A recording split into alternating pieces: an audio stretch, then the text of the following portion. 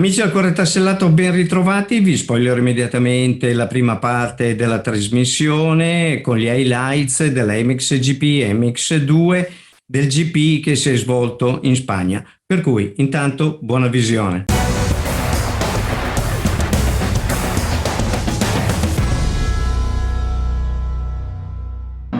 Here's what happened at round 9 of the FIM Motocross World Championship, the MXGP of Spain. The MX2 qualifying race, Tom Vial surged to the whole shot. It was closely fought behind him as well. Thibaut Beneston was in there, so too was Simon Langenfelder and the 309 of Guillaume Ferrez, riding as a wild card, not just here, but for the next 3 races as well. He got himself into 3rd and then went after Beneston, got himself into 2nd, but as soon as he did move into 2nd, a couple of corners later, the Spaniard hit this hole here, went over the bars, chucked himself down the track. He did re-emerge and he ran in 19th for a while, but eventually placed 21st. Kevin Horgmo fought his way through the field, past Jorgen Matthias Talviku and Mike Werder to move into 5th place. Meanwhile, Thibaut Beneston's 3rd place came under threat as Langenfelder went around the outside on lap 4 to move into 3rd. Liam Everts also put in a hard charge. Here he was finding his way past Mike Werder to move into 6th. Eventually fell into 7th place after being caught by the 11 of Mikkel Harup. Horgmo then moved into 4th with that pass on Thibaut Beneston. That's where he would stay. And in the latter stage of the race, Beneston was also involved with Harup. That was a 3-way battle for 4th place, Horgmo, Beneston and Harup. But it was Tom Vial who eventually crossed the line to take his 2nd qualifying race win of the season from Jorgo Kiert, Simon Langenfelder. So Tom Vial on pole for the 2nd time this year, then Jorgo Kiert, Langenfelder, Horgmo, Beneston, Harup, Everts and Adamo.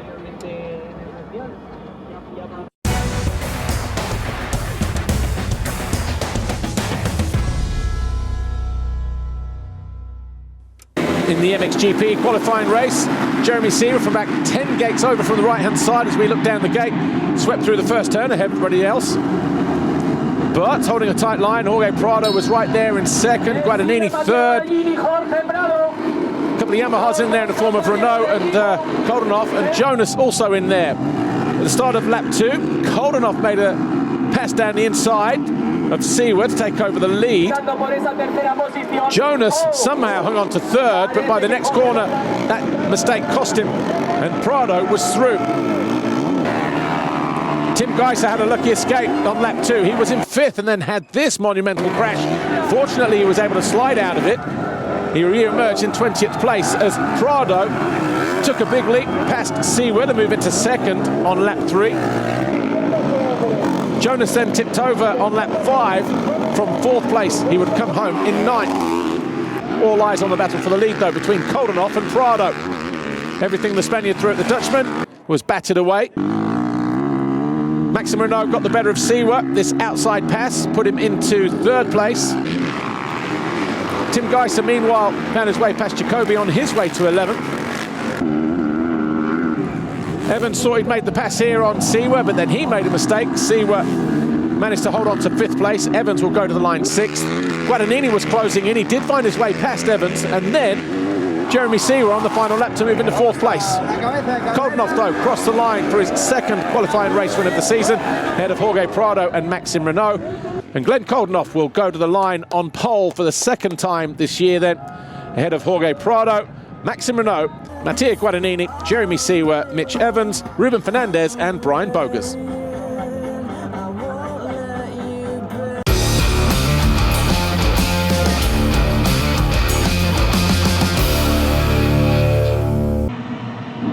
Here's what happened round 9 of the FIM Motocross World Championship, the MXGP of Spain at Into Xanadu Arroyo Molinos. Jago Geerts got to the inside, but it was Rick Elzinga who grabbed the first Vauxhall shot, his first in MX2, on a wet, heavily watered track ahead of the ferocious heat. But it wasn't long before Geerts got himself into the lead. Mike Werder was well placed in 2nd.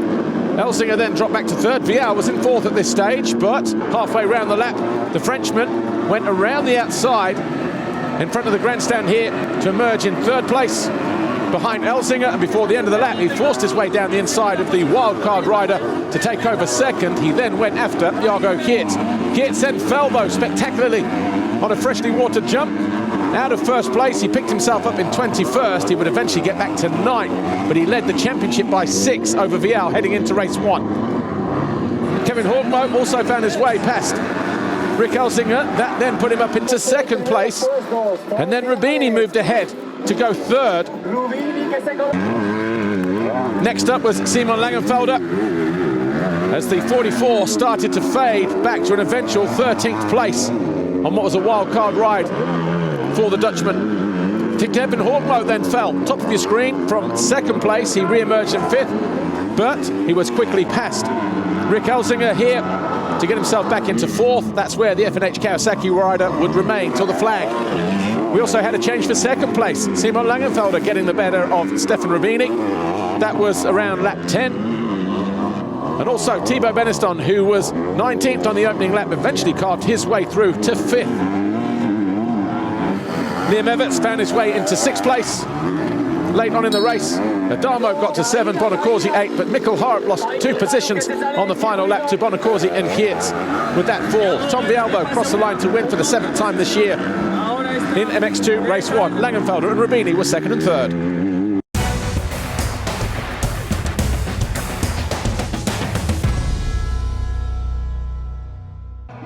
MX2 race 2. This time another new name on the Foxhole Shot black plate list. It wasn't Jürgen Matthias Talviku who high-sided, it was Liam Everts who took full advantage. Isaac Gifting, though, not so fortunate. So Everts led, Geerts was 2nd, Vial was 3rd, and then the lead changed hands on the opening lap. The first time we've seen 2 Belgians at the head of the field in MX2 for a long time. Harp then got the better of Talviku to move into 5th place, as Vial put the pressure on Everts to move into 2nd on lap 3. 4 laps later, though, he took over the lead when Geerts fell. That was lap 7. He picked himself up, maintained 2nd position just. Everts then got caught napping. Langenfelder was through into 3rd, but Everts maintained 4th place till the flag. But Kevin Horgmo, who had already fallen on the opening lap from 22nd, got himself to 11th, fell again, eventually came home in 13th. Thibaut Beneston got the better of Stefan Rubini late on in the race. He eventually came home in 7th position. And Everts came under attack from Mikkel Harp for the second half of the race, but he managed to hold on to 4th. Harp was 5th, Adamo 6th, Beneston 7th, but Tom Vial took his 35th career race win with victory in race 2. Geerts was 2nd, Langenfelder 3rd. Liam Everts, a fantastic ride for him to take 4th for the 2nd time this year. Harp was 5th, Andrea Adamo, Beneston and Panzer. And the overall Grand Prix belonged to Vial, but he also takes over the championship lead now by 10 points over Jago Geerts and Langenfelder there in 3rd. Championship leaders red plate goes back to France in 1 week's time. Yeah, I think it's the first half of my career I won everything, like quali race and the two moto. So it was a nice day, two good start, and just control the race both time. I felt really good on the bike. Bike is amazing, so thanks to the team, KTM. And no, see you next weekend in France. It's gonna be a nice GP.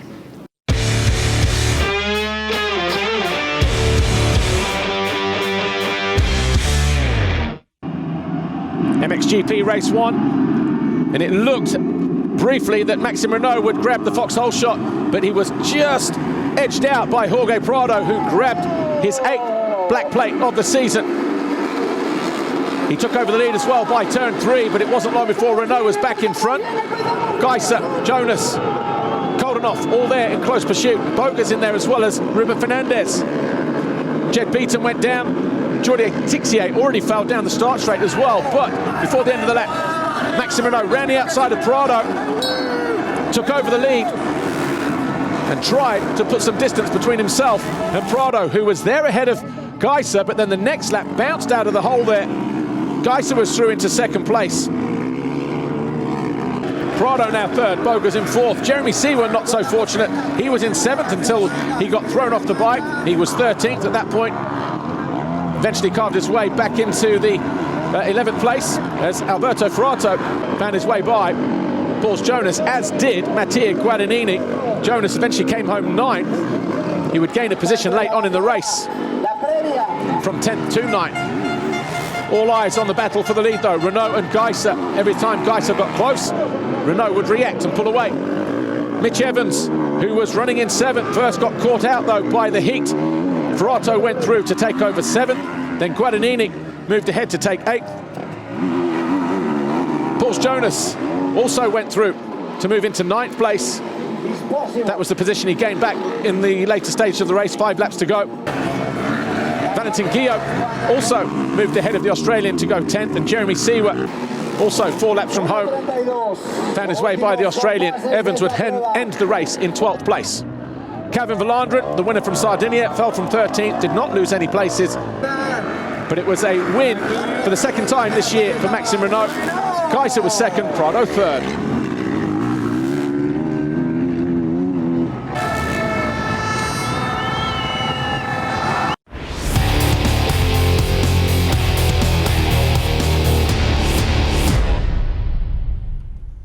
MXGP race 2. Once again, it was Jorge Prado for the 2nd time of the day with the foxhole shot. Geiser went around the outside. Maxime Renaux was right there again. And so too was Guadagnini. Koldenhoff down the inside. He was in 2nd place at that point, but then he just got passed here by Renaux, who moved into that 2nd place. Bogas was in 4th. He finished 4th in race 1, incidentally. The two Yamahas continued to do battle, but Renaux did manage to hold on to that 2nd place ahead of his teammate. Bogas was there in 4th place, but Prado led, and he was pulling clear, 4 or 5 seconds clear, until a mistake, top of the hill.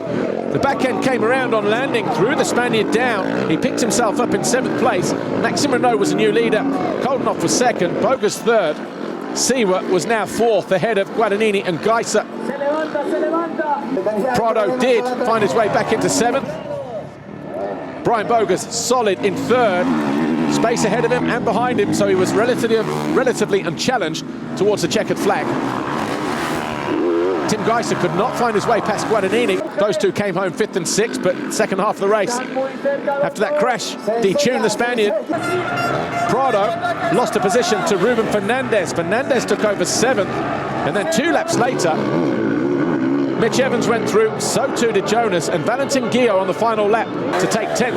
Prado ended the race in 11th, but Maxime Renaux, a double race winner for the first time in MXGP. Glenn Koldenhoff 2nd, Bogas 3rd. That result means Renaux took the overall from Koldenhoff and Bogas, and for Renaux it was his 25th podium, his 7th Grand Prix victory in his career. Geiser just missing the podium again, but he continues to lead the championship by 66 points. It was 79 at the start of the day, so Renaux taking 13 points out of the championship leader. Seewer 3rd, Prado 2 behind, Koldenhoff in 5th place in the championship. But a fantastic day for Yamaha, because they finished 1st and 2nd with Maxime Renaux and Glenn Koldenhoff. Geiser continues to lead as we head to round 10 though, in France.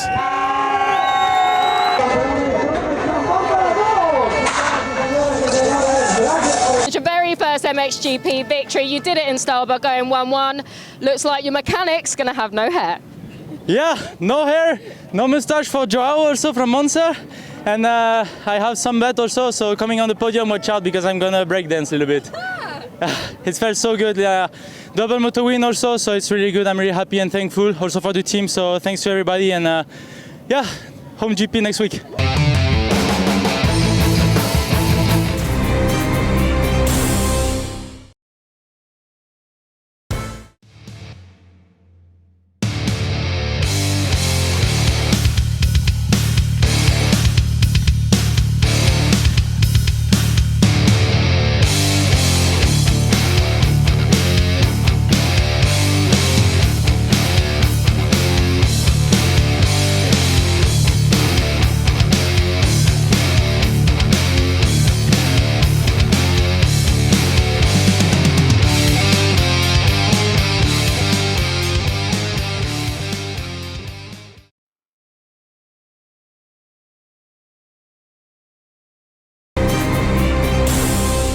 E dopo gli highlights del GP svoltosi in Spagna, mandiamo in onda in questa parte centrale della puntata uno speciale che abbiamo realizzato presso il motoclub Cairatese e dove non possiamo fare a meno di ringraziare Patrizia Colombo, presidente appunto del motoclub Cairatese, donna vulcanica con una grande passione per il motocross e con uno storico del motoclub veramente incredibile.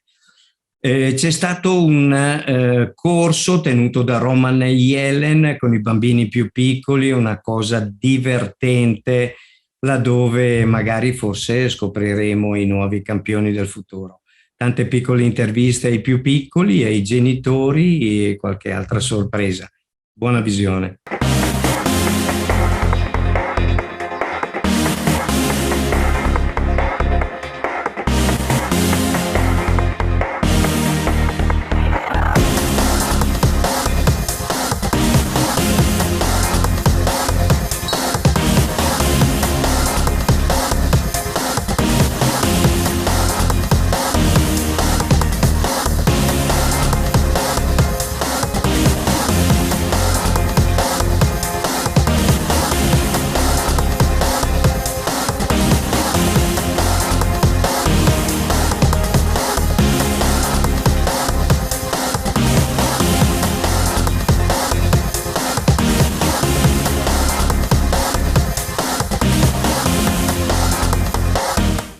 Amici, siamo con Roman Jelen qua presso il motoclub Cairatese per il corso dei bimbi, primi passi e secondi passi. Ciao Roman, come stai? Ciao a tutti, tutto bene, dai, finché siamo qua stiamo bene, ecco. Grande impegno da parte tua per far crescere questi ragazzi. Il motoclub Cairatese con in capo Patrizia Colombo è sempre molto attenta a quello che succede nel settore giovanile. Grandi campioni sono nati da questo motoclub e speriamo di farne crescere ancora qualcun altro. Che cosa vedi in questi bambini e che soddisfazione ti dà insegnare loro qualche segreto? Beh, intanto ringrazierei a Luca e ovviamente a Patrizia per tutta questa collaborazione che è nata da poco. Spero che va avanti perché secondo me, come noi dobbiamo lavorare, ovviamente hanno bisogno loro, perché già iniziare una strada, un percorso dall'inizio è importante. Li puoi aiutare sia per la sicurezza sia per diventare piloti migliori e magari sognare anche di diventare grandi campioni, cosa importante. Ma la sicurezza prima di tutto, so che sei molto attento, collabori con un amico comune che è il nostro amico Sandro Sant, importatore appunto di prodotti rivolti anche alla sicurezza, e ne abbiamo parlato tanto nel corso di questi anni, ma non è mai abbastanza. C'è qualcosa di nuovo che bolle in pentola? Allora, sicurezza, come hai detto, sicurezza, chi la gestisce con i vari prodotti che sono i colari, protezioni, ginocchiere, come hai detto da sì. Sandro, è proprio il contatto giusto per tutto questo che avete bisogno. Motec Racing. E poi ovviamente noi come la scuola, io soprattutto con loro cerchi di aiutarli, di farli capire un po' il mondo di motocross, perché tanti hanno bisogno di tanti anni per capire come le cose vanno, quindi tu già all'inizio cerchi di aprirli gli occhi in che strada o cosa possono aspettarsi, ecco. Possono usufruire della nostra esperienza per poter crescere sani e competitivi. Perché come ho detto io lavoro tanto di sicurezza, soprattutto prima di velocità, poi dipende chi viene da te, cosa vogliono, se sono piloti già pro, però con i piccoli così e lavorare sul posizionamento, sui movimenti di moto, su tutte le cose basiche che tanti secondo me magari anche i grandi saltano via questa fase della messa in sella, invece è la prima cosa. Infatti ne ho tanti che arrivano dopo 20 anni di moto e dicono mamma mia, vedo che non capisco ancora niente. Però anch'io dopo 50 e poi mi dirai guarda sei a posto o no? Spero di sì, dai. Cosa dire? Ripeto, bisogna sempre di più che i genitori si affidino prima di tutto a istruttori qualificati che abbiano anche un talento dentro di loro per insegnare ai bambini, perché non è facile insegnare. Uno può essere stato un grande campione ma non essere bravo a insegnare. Io cosa devo dire? Roman lo conosco da quando era giovanissimo, anch'io ero un pochettino più giovane. Faceva il mondiale, ha fatto delle bellissime prestazioni, ha corso per i team migliori al mondo. Insomma, affidatevi a gente che ne sa e che farà rimanere i vostri figli in sicurezza, prima cosa. Seconda cosa, come fanno a contattarti sia in motoclub, ma adesso io so che c'è un rapporto di collaborazione col Cairatese, spero che veramente che vada avanti perché la Patrizia Colombo se lo merita, ma tutti i soci anche del motoclub si meritano un istruttore come te. No, ma mi sono trovato subito bene con tutto, no? Con i genitori, i bambini che vengono, quindi gente buona e quindi andiamo avanti, spero più possibile, perché come ho detto è importante per crescita dei piccoli. Sì. E siccome mi piace che vedo che sono tantissimi piccoli, quindi dobbiamo investire in piccoli, perché se guardiamo oggi solo Geiser, Tony, vediamo che loro stanno, non dico finendo, chi già, chi non, però abbiamo bisogno di nuovi Tony, nuovi team, nuovi piloti che faranno il futuro del nostro sport, e questo sport che abbiano fame, voglia di impegnarsi, umiltà e sacrificio. Il motocross è anche pianto, quando non ottieni le prestazioni fai fatica ad allenarti, ti devi allenare ancora di più, devi sempre spostare l'asticella sempre più in alto, però ci vuole tanto carattere e la prima cosa da mettere a bolla è sempre il mindset. Sì. No, purtroppo la direzione, dico a tutti, non è quella facile, non esiste la strada facile nel motocross, è quella giusta che devi fare sacrifici, lavorare, sudare, studiare, ascoltare le persone che ne capiscono, sì, devi avere fiducia di gente che hai intorno e andare avanti, fare la strada di ognuno, perché la strada è abbastanza lunga. Sì. In un anno non si fa niente. No, ci vogliono tanti anni, lo vediamo anche i grossi campioni quando cambiano anche solamente la cilindrata o la tipologia di circuito, hanno bisogno di un momento di apprendistato. Per cui non demordiamo, andiamo avanti a tutta. Io ti ringrazio Roman, è sempre un piacere. I tuoi contatti? RJ912 MX School su Instagram, su Facebook Roman Jelen 912 MX School, ovviamente il sito stiamo un po' in costruzione ancora, ma rj912.eu, quindi andate sui social, digitate solamente Roman Jelen e vi viene fuori tutta una storia infinita e molto interessanti. Ringraziamo ancora il motoclub Cairatese e cosa dire, grazie Patrizia Colombo per tutto quello che fai, te e chiaramente tutti i tuoi collaboratori che sono sempre super attivi. Un ricordo va sempre al nostro amico Ivan Boiocchi, che purtroppo ci ha lasciato, ma si sente la sua presenza ancora qua in pista. Per cui grazie Cairatese e avanti tutta. Ciao ragazzi.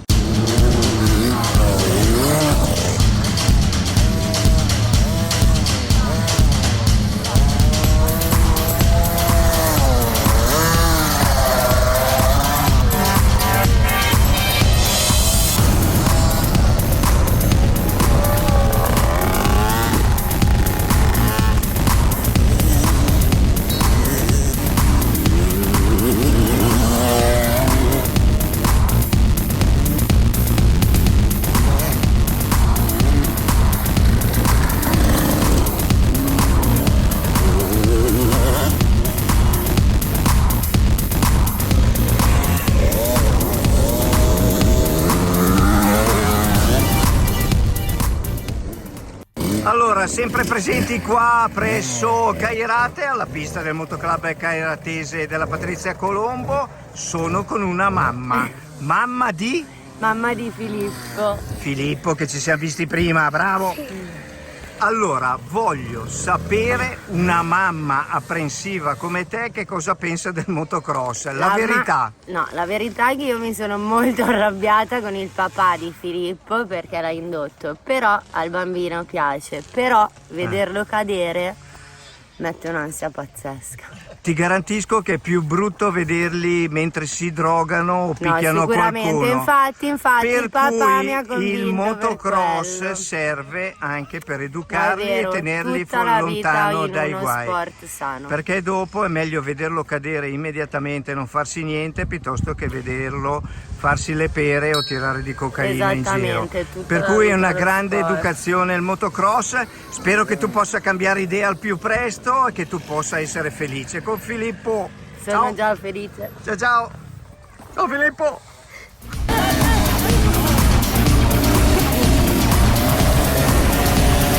Piano, piano.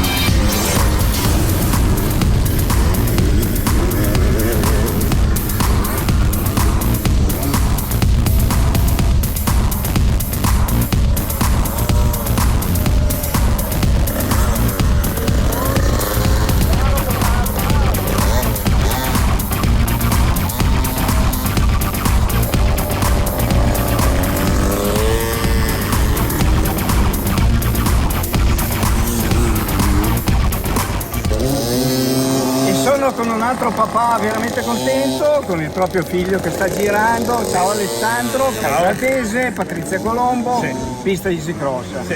Mi stavi raccontando il percorso di tuo figlio che è iniziato solamente a febbraio e con il 65 a marce. Col 65 a marce. Sì.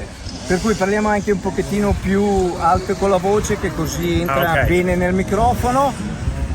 Come nasce questa passione? Gliel'hai trasmessa tu o è nato così? Allora, io non avendo mai praticato motocross, la cosa è nata così spontaneamente. Mio padre gli ha regalato una mini moto e da lì siamo partiti in questa avventura ed è bellissimo. È bellissimo, è bello vedere il tuo sorriso, un genitore contento di vedere il proprio figlio che fa una cosa con passione. Lo vediamo qua in un block pass sul numero 70, ormai è già in gara. Sono ragazzi incredibili, Sì, è vero. Bellissimo vederli crescere con questa passione, perché è anche sacrificio, quello fatica, sì. l'importante è che vadano bene a scuola e che si avvicinino a gente competente per i corsi per guidare in sicurezza. Il numero lo vedrete, è il 107 nelle immagini, per cui avanti tutta e passare comunque delle belle giornate all'aria aperta, a parte il caldo, però comunque godersi la natura. Estate, tutti dicono l'estate più calda, sono 1000 anni che dicono che l'estate è più calda. È caldo perché fa estate. È vero. Bene, Alessandro, grazie mille. e in bocca al lupo per il ragazzo. Ciao. Grazie. Sempre sulla pista del Cairatese, ciao Luca.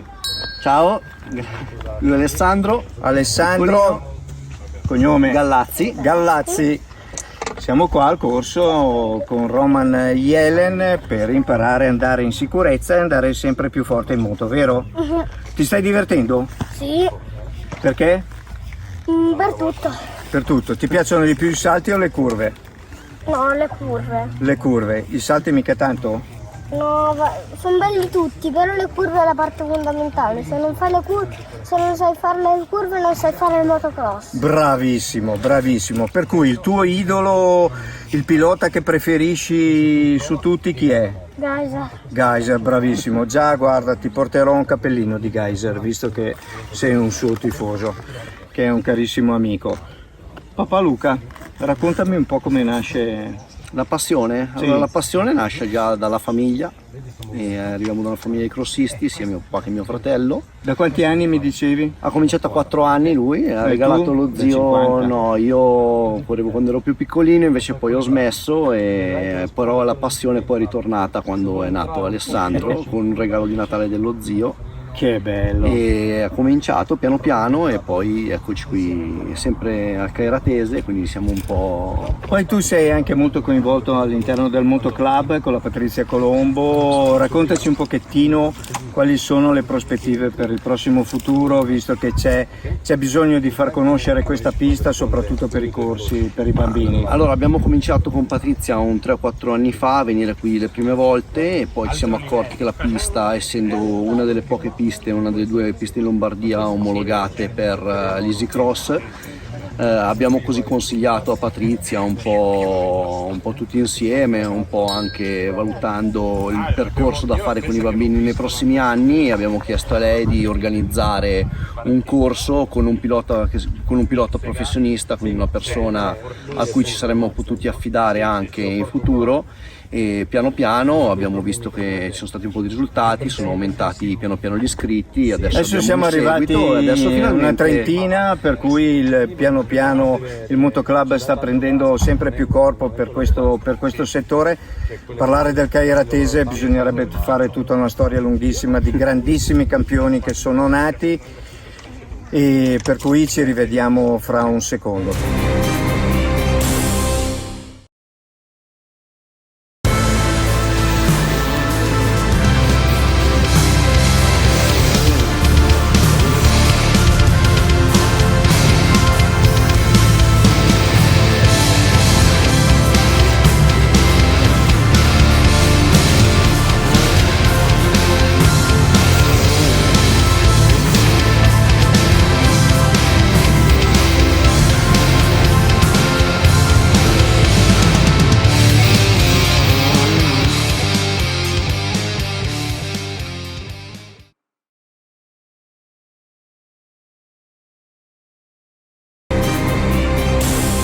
Bene, appunto, come si diceva prima, bisogna investire appunto sulla divulgazione appunto di questa pista, perché sempre più ragazzi, sempre più famiglie hanno voglia di portare i propri figli a fare uno sport sano che li tenga lontano dai guai. Oltretutto ci siamo anche accorti che c'è un vuoto, perché quasi nessuno riesce a trovare piste dove i bambini piccoli con i 50 in monomarcia o chi vuole muovere i primi passi riesce ad andare, quindi questo è un posto che... C'è da dire anche una cosa che sì, da una parte è vera, dall'altra non tanto, anche perché le piste, quelle soprattutto omologate FMI, hanno la possibilità di far girare anche le moto piccole con dei turni di prova a parte dai grandi, per cui bisogna mettere tutto insieme, nel senso che bisogna stare uniti, essere uniti, perché siamo tutti sulla stessa barca, per cui dovremmo essere un pochettino più coesi nell'ambiente motocross e spingere sempre di più questo fatto. Cosa dire? Forza Cairatese! Forza Cairatese, forza Patrizia Colombo, ma soprattutto forza te. Guarda che io non mi dimentico, ti porto il cappellino di Geyser 243, bellissimo. Va bene? Lo do alla Patrizia e dopo la Patrizia lo dà a tuo papà. Va bene?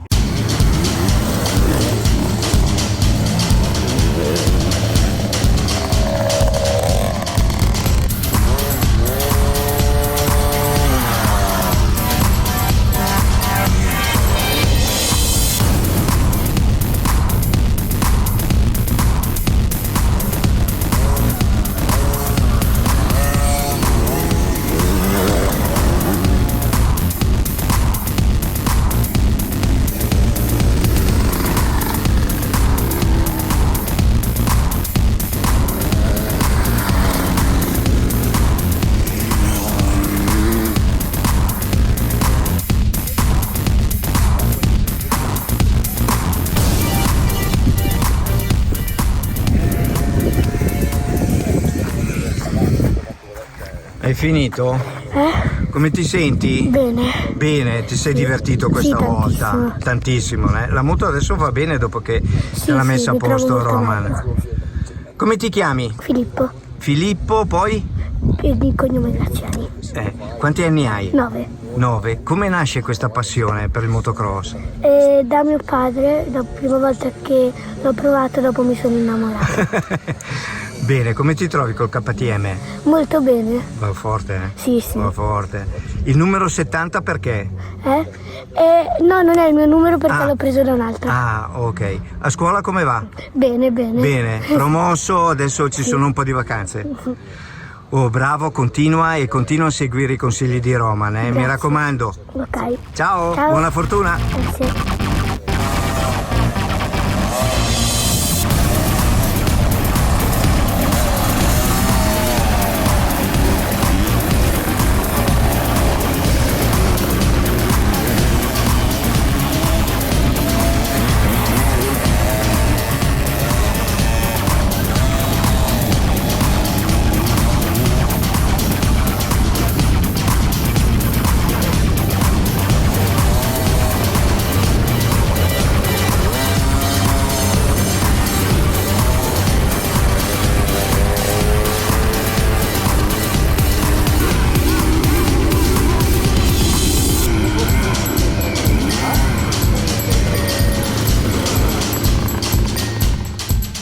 E siamo arrivati al terzo blocco della puntata di Motocross My Passion. Adesso mandiamo in onda quei fantastici 26 minuti del Behind the Gate, sempre inerenti al Gran Premio di Spagna.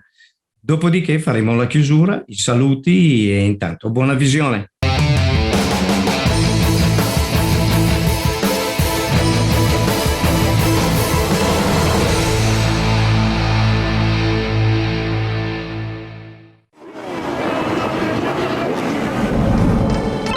Round 8 of the FIM Motocross World Championship then brings us to Sardinia and the circuit of Riola Sardo. And Calvin Verlandren commits and they're bar to bar. What a moment for Verlandren. The rhythm and the pace from Vial, absolutely sublime. A fastest lap of the race for Vial. Tom Vial wins the Sardinian Grand Prix. The 9th round of the FIM Motocross World Championship brings us to Xanadu Arroyo Molinos on the outskirts of Madrid for the 3rd consecutive year.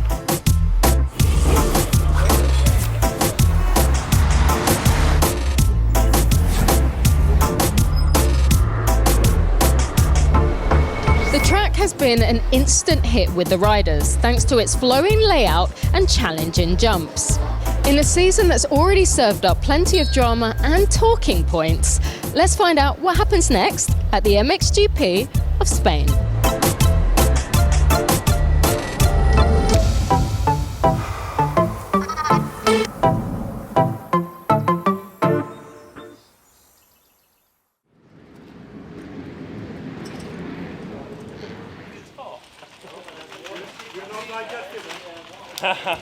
It definitely took a few days to sink in.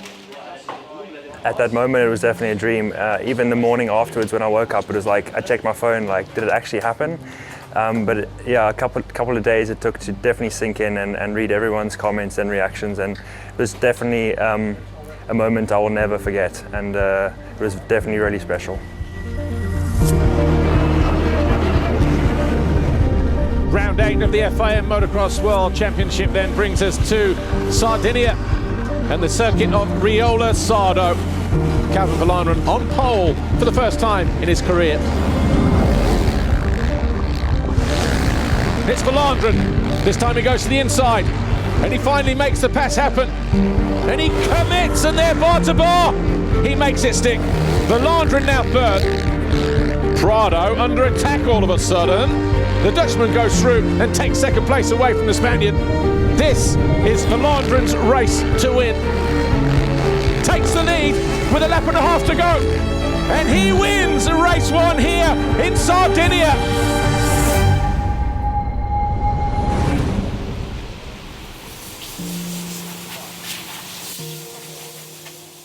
Leading up to that weekend, I knew mentally I can win. And I think that showed during the weekend. So I could have just settled for podium place, but I really wanted to win. The MXGP of Sardinia, round 8 of the FIM Motocross World Championship. It's very, very hot, almost 30 degrees out there on track. Circuit conditions here, heavy. I started around P4, P5.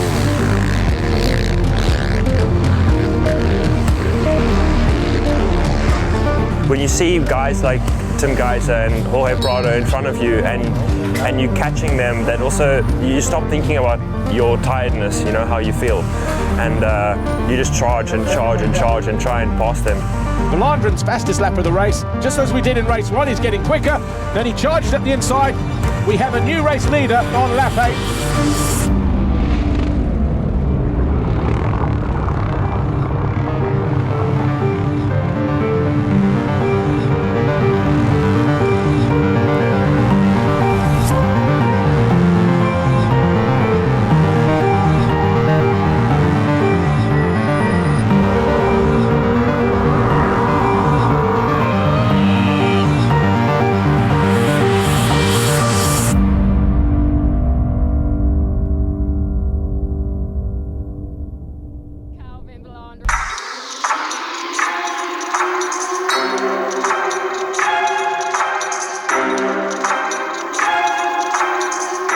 30 minutes plus 2 laps. Vial over on the inside gate.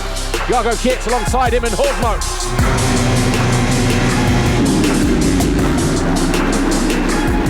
They all keep it nice and straight, bar to bar, and Kits gets the advantage. Side, and it's Rick Elzinger with the foxhole shot for Huttermatal Yamaha, riding as a wildcard this weekend. Look at the water in between all the holes.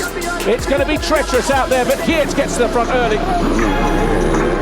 Vial puts the squeeze on Elzinger, taking no prisoners there whatsoever.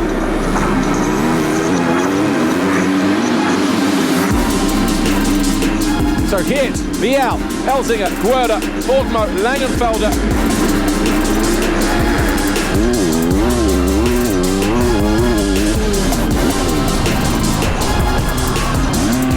Oh, Kits! And Kits looks hurt. It's going to be a devastating blow to his title chase. He's back up and running. But Kevin Horgmo trying his best to find his way through. Horgmo now second. Elzinger third. So an expensive mistake for Kevin Horgmo. Lost the front there, look. Second to fifth. So Rubini now second and Langenfelder third. So coming into the penultimate corner on the racetrack, Rubini went to the inside. Langenfelder just found a line that enabled him to carry more speed. Oh, and Hara off the side of the track. And Jago Kits has found his way past Hara, who made that mistake, and he moves into 9th place.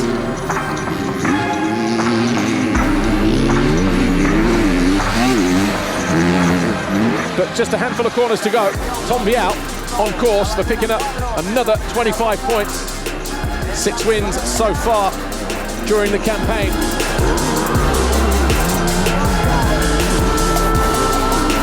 Langenfelder takes the line in second.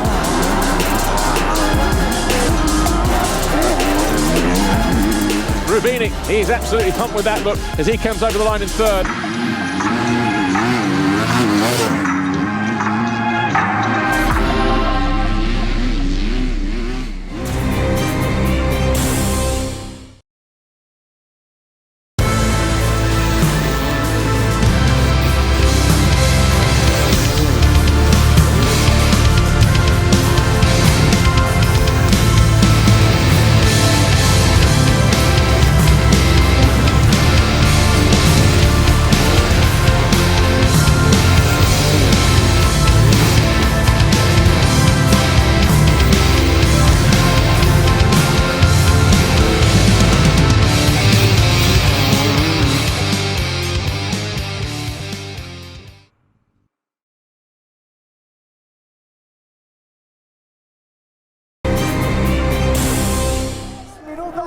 Para la salida de la manga de MX2.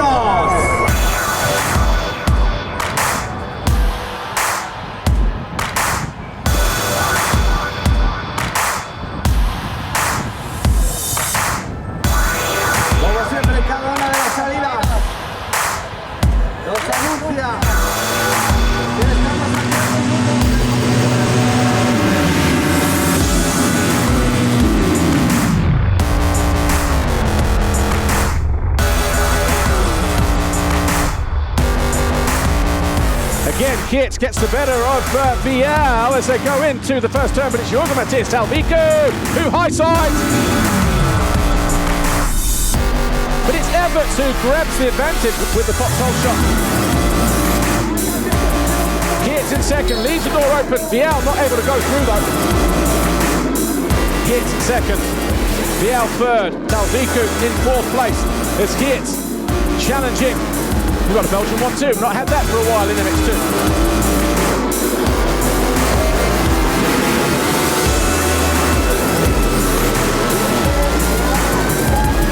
Jorgen Matthias Talvico though, wildcarding this weekend, leaves the door open. And Hara does make the move. It wasn't pretty, but he got the job done to move from 6th to 5th.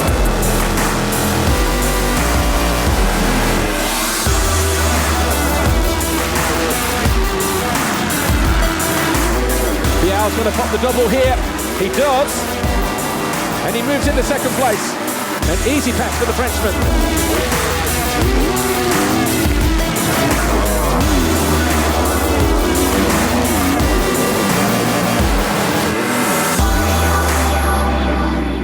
And he's down. He just tucks the front coming through the turn. And hands another 3 points to Tom Vial. And he's going to lose 2 more here if he can't keep Everts at bay.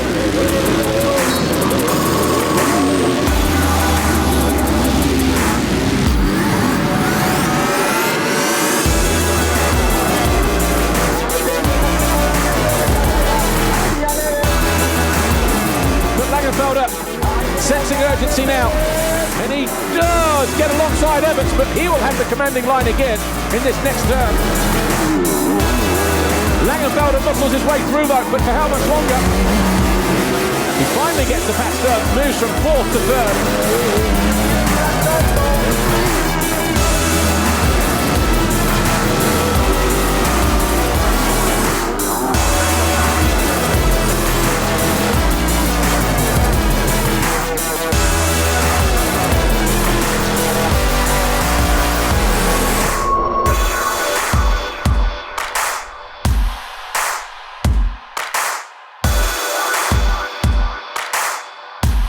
Tom Vial arrived 6 points down. He leaves 10 points clear.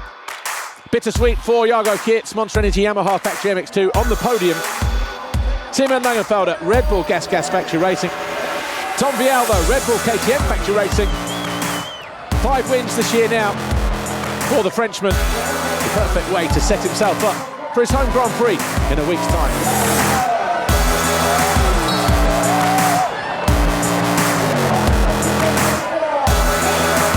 Tom Vial will take the red plate back home to Erne in 1 week's time.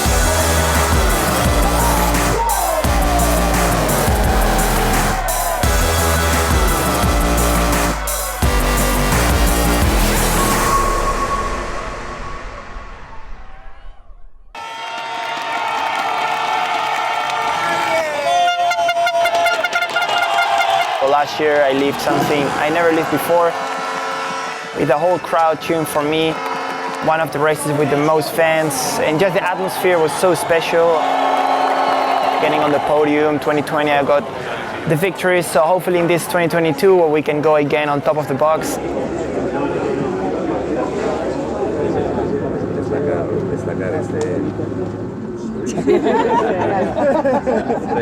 Well, the GP in Spain for me it's the highlight of the year.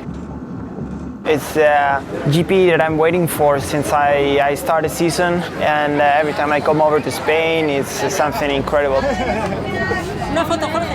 As a rider, I think it's very important to also have some contact with the fans. They like it a lot, and in Spain, I'm trying to make motocross a little bit bigger, and I think this is the way to do it. Try to make events like this where the fans can get in touch a little bit with me, talk, or I can sign something for them, and they can come over and meet. So I think it's cool. It's cool for myself, it's cool for the fans, and I think for the motocross industry. So we are just trying to grow and to get bigger. Andre. Ciao. Well, you know, it's something special. You always get to put extra effort and strength on the track when you're racing.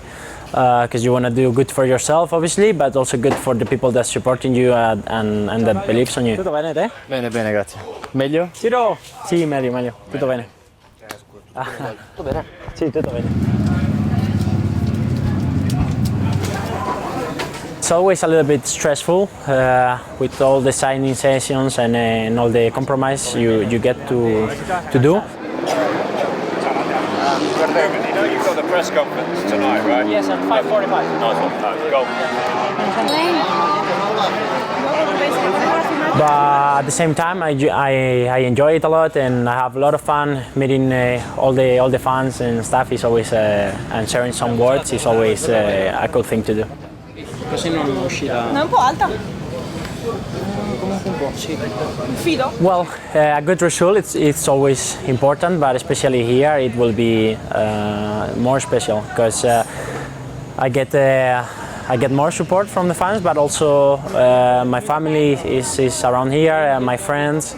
So a good result will be great to celebrate together with all of them.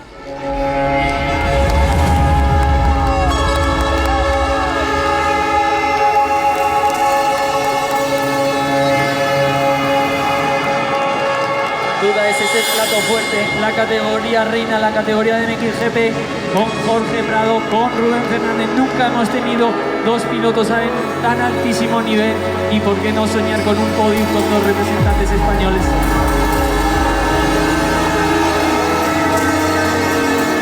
A full house here in Spain. Into Xanadu Arroyo Molinos, they are here to see not one but two Spaniards, Jorge Prado and Rubén Fernández, hopefully make it to the box.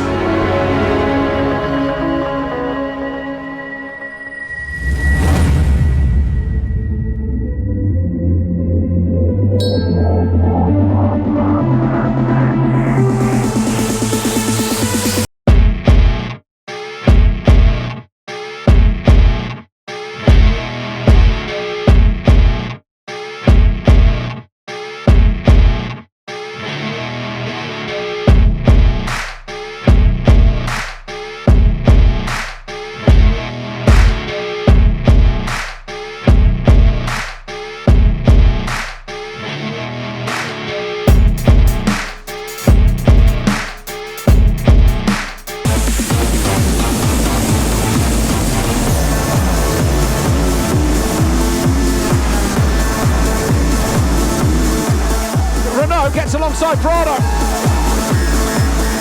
Renault leads on the opening lap.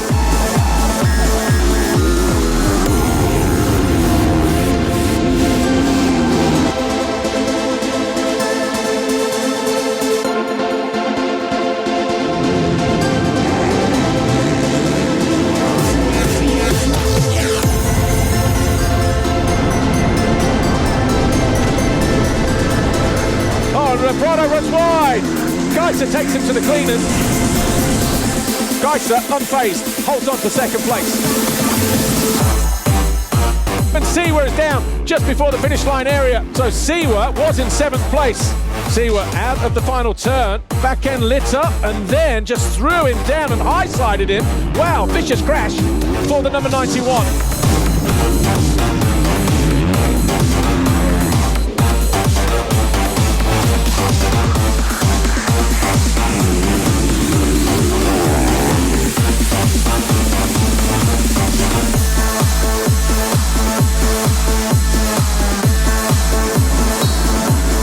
Parato capitalises on a mistake from Jonas and takes 8th place away from the Latvian.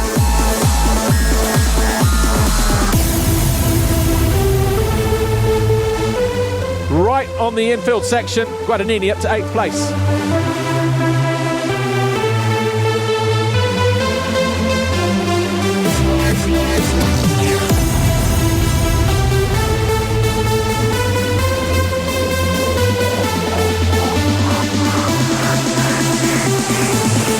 The leaders are coming there and he tags Bard. There was just nowhere through. Maxime Renault wanted the inside line.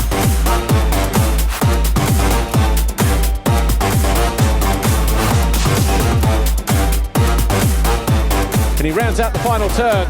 The 959, Maxime Renault salutes the crowd. He takes the win in race number 1 here.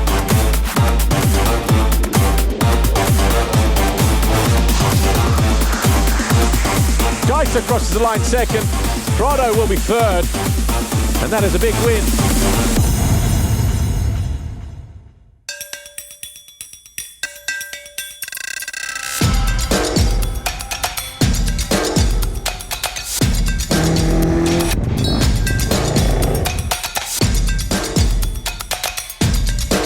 Fly Racing 15-second board is up for the final time today.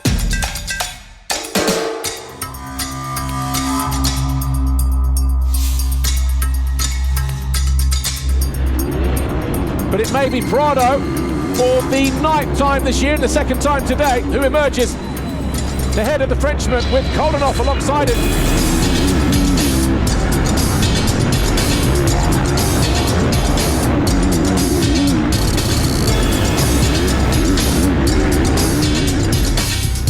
Fans on their feet as Prado leads. Koldenhoff down the inside of his teammate, takes away second place from Renault.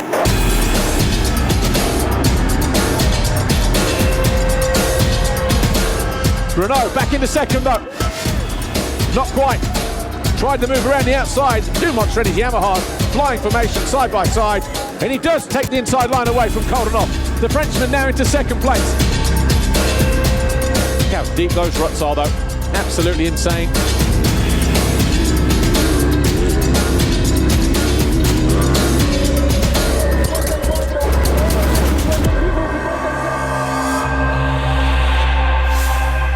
Prado's down. Prado down at the top of the hill. He's tipped over and he's doubled in. He's facing the wrong way. And it's all gone quiet over there. He picks himself up, doesn't know where he is, but he rejoins the race.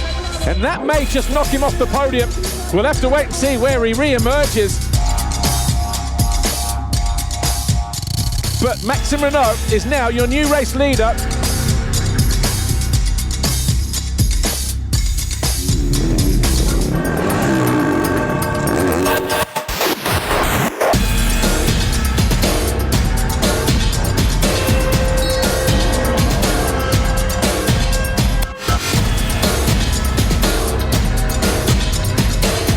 There's Guadagnini and Gaisa, these two 5th and 6th. How far is Prado behind? 3 seconds.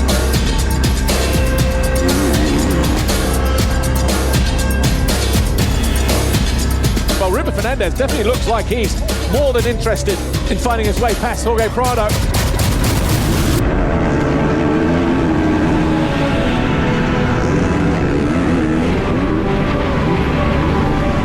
Fernandez is going to dive down the inside, he's going to take over 7th position, and he does.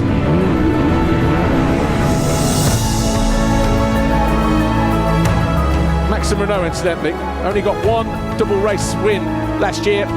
That was in Latvia on his way to the World Championship crown in MX2. And he'll take a whole bunch of points out of Tim Geiser's advantage as well.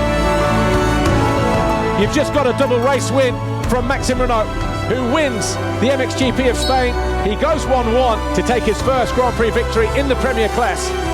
And everybody there, and it's a Monster Energy Yamaha 1-2.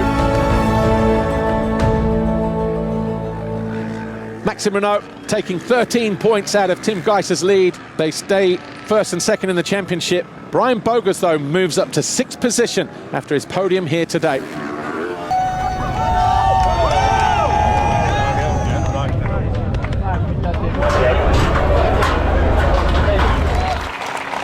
Y para el número 1, el más rápido, el plus vitesse, el hombre de Yamaha, Maxime!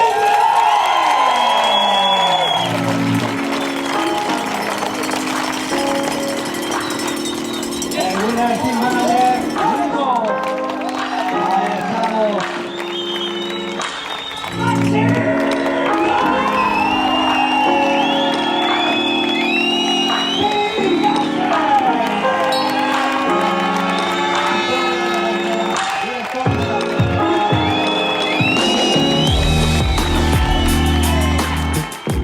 Another hot and sticky GP here in Spain that delivered some fantastic racing. Hey! We'll see you in a week's time for round 10 at the Monster Energy MXGP of France in Ernay. Adios.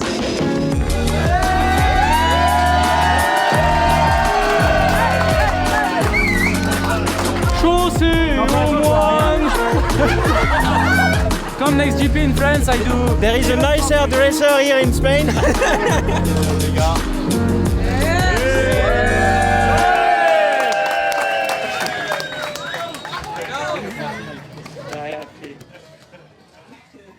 E siamo arrivati a fine puntata, spero che vi sia piaciuta, tante cose da vedere, tante cose su cui riflettere. Noi di Motocross My Passion ci siamo, vi ricordo la nostra pagina web www.motocrossmypassion.it, il nostro canale YouTube Motocross My Passion TV, canale che viene utilizzato per pubblicare tutte le puntate andate in onda televisivamente, per cui potete usufruirne con qualsiasi mezzo, in qualsiasi momento. Per cui spero vi faccia piacere e vi ricordo solamente una cosa: più siamo e più motocross porteremo in televisione. Grazie e alla prossima. Ciao. Amici appassionati, ben ritrovati in Motocross My Passion. Con questa sono trovato un'icona del mondo dell'enduro.